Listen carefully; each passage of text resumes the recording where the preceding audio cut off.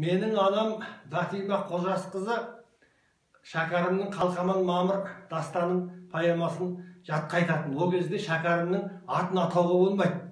Ол кісінің атын ұмыттырып, өзін атып тастап, құдыққа жауып тастаған. Бірақ сонда да мен бұл жерде айтқым келіп тұрғаны Шәкәрім поэзиясының құдіреттілігі, күштілігі, Құдайдың бергендігі ғой. Сонда халық арасында айтылып келді. Менің анам Батима мысалы сонау бейнеттің бәрін көрген, соғыста, одан кейінгі жылдардың бәрін, бірақ сол бала күнінде үйренген жырды ұмытпай, бертінгі күнге дейін айтып келіп, осыны біз 80-ші жылдары менің ол кісіден естігенім бар. Сонда бүйтіп айтып отыратын: көрген түс көзге күңгірт, ойға танып, білгенге көрмесе дау бәрі данып. 1722 ит жылында қазақтың сыр бойында жүрген анығай.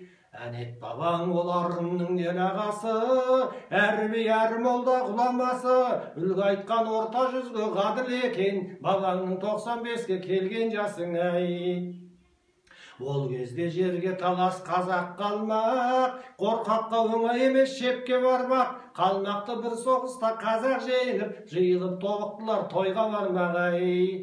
Той қылды орта жүзге Семеке хан, жиылды той болған соң бір талай жан. Ауылдың үлкендері тойға кетіп, жиылды қыз бозбала үйде қалған ай. Ежелден бастан деген бір ырым бар, мал сойып қыз бозбала бір жиылар. Қалқаман Мамыр қызға оңашада, Қалқаман Мамыр қызға бастан қыл дейді, бір тоқтың әзір болса шығын болар ай.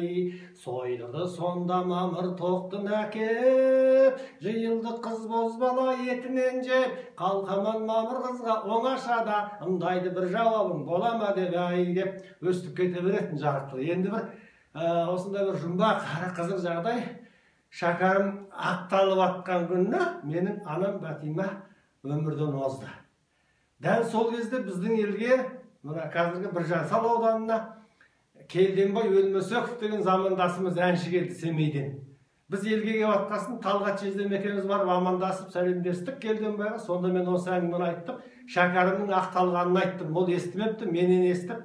Сонымен жаңа бірге қуанып, бірге тойладық. Әрі жаңағы осындай міне сол Шәкәрім ақталған уақытта менің анам өмірден озғанын айтып, бұл да болса бір рухани әлемнің құбылысы жұмбағы. Ал енді биыл Шәкәрімнің кітабының жылы болып атқанына мен қуандым, өйткені себебі Шәкәрім біздің үлкен қазынамыз, даналық қазынасы. Сондықтан ол атамыздың жырларын балалардың оқуы өте қажет, өте керекті дүние. Сондықтан бұл істі мен қуана қолдап, осы бір оқиғаны Шәкәрім жырларының өлмей жасап келгенінің бір үзік сырын сіздерге айтып бергім келді.